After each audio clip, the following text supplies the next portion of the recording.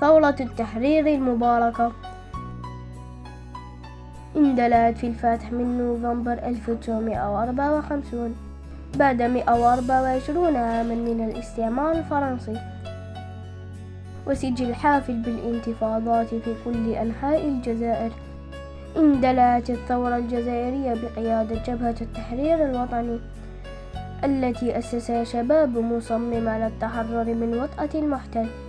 انطلقت الجبهة في حشد الجماهير للالتحاق بمسيرة الثورة وتجنيدهم للمعركة الحاسمة، وأصدرت أول تصريح رسمي لها بيان أول نوفمبر: أيها المناضلون من أجل القضية الوطنية، أنتم الذين سيستصدرون حكمكم بشأننا، نعني الشعب بصفة عامة والمناضلين بصفة خاصة. نعلمكم أن اندلع الكفاح المسلح في 5 مناطق رئيسية: الأوراس بقيادة مصطفى بن بولعيد، الشمال قسنطيني بقيادة ديدوش مراد، القبائل بقيادة كريم بالقاسم، الوسط بقيادة رابح بيطات، الغرب الوهراني بقيادة العربي بن مهيدي.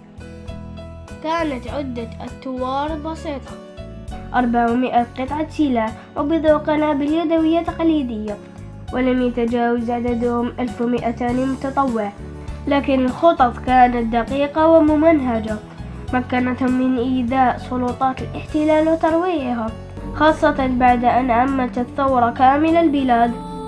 حرب مريرة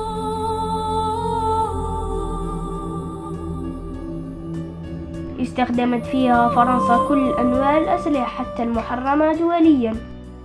انتهت بعد 7 سنوات ونصف بإعلان استقلال الجزائر في 5 جويلية 1962.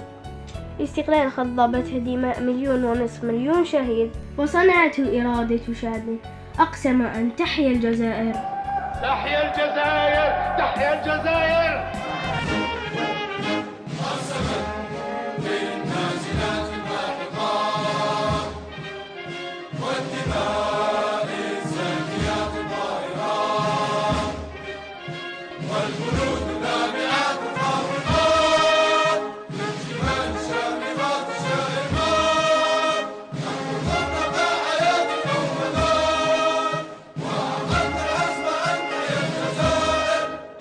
Let's go.